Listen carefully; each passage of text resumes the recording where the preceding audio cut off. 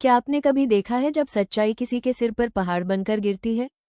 जी हाँ दोस्तों, आज के एपिसोड में कुछ ऐसा ही धमाका हुआ है कि पूरे बजाज हाउस में भूचाल आ गया है। सरू का सच जो अब तक दबा हुआ था, वो आज सबके सामने फटकर निकला है और इस बार उसकी किस्मत का खेल भी शायद उसका साथ नहीं देने वाला। आज के एपिसोड में तारा का गुस्सा अपने चरम पर है। उसने जैसे ही अनिका के हाथों में वो पेपर देखा, उसकी आंखों में आग सी जल उठी। अनिका ने पूरे घर के सामने वो फाइल रख दी जिसमें सरू की असली पहचान लिखी थी, और जैसे ही तारा ने वो पेपर पढ़ा, उसके होश उड़ गए। क्या सरू हमारी फैमिली की बेटी नहीं है? यही सवाल अब सबकी जुबान पर था। घर में जैसे मातम सा छा गया। तारा बिना कुछ सोचे सीधे सरू के पास पहुंचती है। आवाज इतनी तेज कि दीवारें तक कांप उठी। तुमने हमसे इतना बड़ा झूठ बोला? हमारे घर में रहकर हमारे नाम का इस्तेमाल किया?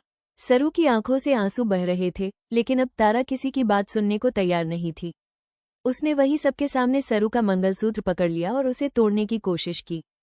पूरा घर सन। दादी शाह तक कुछ नहीं बोल पाई, लेकिन तभी वहां वेद आता है, और जो वो कहता है वो सुनकर सबकी निगाहें उसी पर टिक जाती हैं।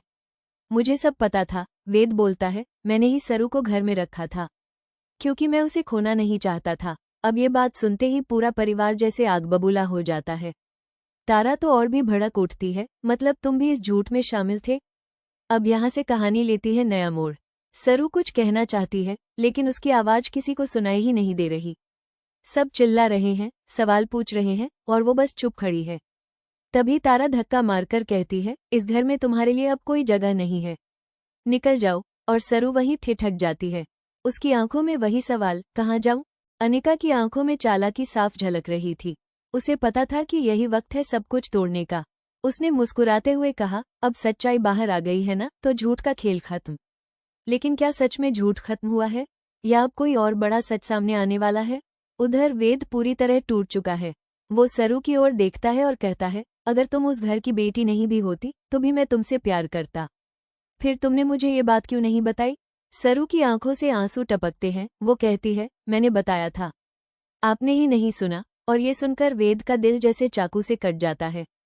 अब दोनों के बीच गलतफहमियों की दीवार खड़ी हो चुकी है। घर के हर कोने में सिर्फ एक ही बात गूंज रही है, सरू ने धोखा दिया। लेकिन क्या सरू सच में धोखेबाज है, या वो सिर्फ हालात की शिकार हुई है? वहीं दूसरी ओर अनिका अपनी जीत पर मुस्कुरा रही है, लेकिन क्या उसे अंदाजा है कि इस खेल में उसने जो आग लगाई है वो एक दिन उसी को जला देगी? घर के अंदर तारा, दादी और बाकी सब सरू को कोस रहे हैं। कौन है ये लड़की? किसकी औलाद है? तारा के शब्द जैसे तीर बनकर सरू के दिल में चुभ रहे हैं। सरू अब कुछ नहीं बोलती, वो बस चुपचाप सबकी बातें सुनती रहती है। लेकिन उसकी आंखों में एक अलग सा दर्द, एक अलग सी ठान दिखाई दे रही है। शायद अब वो कुछ ऐसा करने वाली है जो सबको हिला देगा। क्या सरू अब खुद अपनी पहचान साबित करेगी, या फिर इस बार तारा और अनिका ने सच में उसे हमेशा के लिए इस घर से बाहर कर दिया है?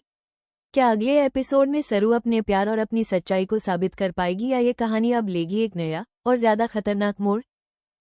तारा के शब्दों की गूंज अब भी घर की दीवारों से टकरा रही थी। इस घर में तुम्हारे लिए कोई जगह नहीं है। सरू के कदम जैसे जमीन में गड़ गए थे। वो बाहर निकलना चाहती थी, मगर हर कदम भारी लग रहा था। सबकी नजरों में सिर्फ गुस्सा, नफरत और इल्जाम थे। लेकिन तभी सरू के चेहरे का वो डर अचानक एक अजीब से आत्मविश्वास में बदलने लगता है। उसने आंसू पोंछे और बोली, आप सबको लगता है कि मैं झूठी हूँ, लेकिन असली झूठ तो इस घर में कहीं और छुपा है। आपने कभी सोचा अनिका को ये सारे पेपर मिले कैसे? ये सुनकर सब चौंक गए। तारा ने पलटकर अनिका की ओर देखा, क्या मतलब है तुम्हारा? सरू ने बस मुस्कुराकर कहा, मतलब बस इतना कि आज सच बोलने की मेरी बारी है। पूरा घर जैसे सांस रोके सरू की बातें सुन रहा था। अनिका की आंखों में घबराहट साफ दिखने लगी थी। उसने जल्दी से कहा, देखिए, ये सब ड्रामा मत करो सरू, तुम फंस चुकी हो। लेकिन सरू ने बीच में ही रोक दिया, ड्रामा?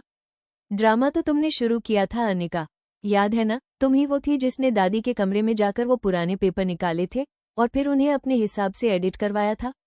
अब घर में सन्नाटा छा गया।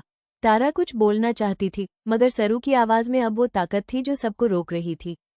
तुम सब मुझे झूठा कह रहे हो, लेकिन क्या कभी किसी ने सोचा कि इस झूठ से किसी को फायदा किसे हुआ? सबकी निगाहें अब अनिका पर थीं। अनिका ने खुद को संभालने की कोशिश की, लेकिन अब खेल उसके हाथ से निकल चुका था। उसने गुस्से में कहा, तुम कुछ भी बोलो, कोई तुम पर विश्वास नहीं करेगा। सरू ने सीधा जवाब दिया, शायद नहीं करेगा, लेकिन वेद करेगा। क्योंकि उसे पता है कि मैंने कभी उसे धोखा नहीं दिया। वेद की आंखों में अब शक की जगह पछतावा था। वो एक कदम आगे बढ़ा, लेकिन तारा ने उसे रोक दिया। वेद, तुम फिर उसके जाल में फंस रहे हो। वेद बोला, नहीं मम्मी, मैं सच्चाई देख रहा हूँ, और सच्चाई ये है कि अगर सरू झूठी होती तो आज भी यहाँ खड़ी नहीं होती। अनिका की चाल अब खुल चुकी थी, पर उसने हार नहीं मानी। उसने कहा, ठीक है, मान लो मैंने किया, तो क्या फर्क पड़ता है? सच तो ये है कि सरू इस घर की नहीं है। सरू ने पलटकर कहा, शायद मैं इस घर की नहीं हूँ, लेकिन इस घर का हिस्सा बनने के लिए मैंने किसी को नुकसान नहीं पहुंचाया।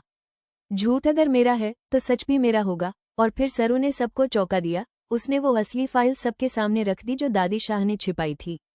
उसमें साफ लिखा था कि सरू एक अनाथ नहीं थी, बल्कि बजाज परिवार से गहराई से जुड़ी थी, एक पुराने राज के जरिए। दादी की आंखों से आंसू बहने लगे। मैंने ये बात इसलिए छिपाई थी ताकि पुराना जख्म फिर न खुल जाए। पूरा माहौल बदल चुका था। तारा अब चुप थी। अनिका के चेहरे पर सफेदी छा गई थी। वेद ने धीरे से सरू का हाथ थामा और बोला, मैंने तुम्हें गलत समझा सरू। माफ करना। सरू बस मुस्कुरा दी, मगर उसकी आंखों में वो चमक थी जो तूफान से पहले आती है। लेकिन क्या कहानी यहीं खत्म हो गई? नहीं, क्योंकि जैसे ही सबको लगा कि सच्चाई सामने आ गई है, तभी बाहर से एक आवाज आई, इतना जल्दी चैन कैसे मिल गया सबको? सबने मुड़कर देखा। दरवाजे पर खड़ी थी एक नई औरत, जिसकी आंखों में रहस्य था। उसने कहा, सच का एक और चेहरा अभी बाकी है। अब सबके चेहरे पर सवाल, ये औरत कौन है? क्या वो सरू के अतीत से जुड़ी है, या कोई नया खेल शुरू होने वाला है? क्या अब सरू के सच के साथ साथ एक और बड़ा राज खुलेगा जो बजाज फैमिली की नींव हिला देगा? या फिर अनिका लौटेगी एक और प्लान लेकर? सस्पेंस यहीं से शुरू होता है।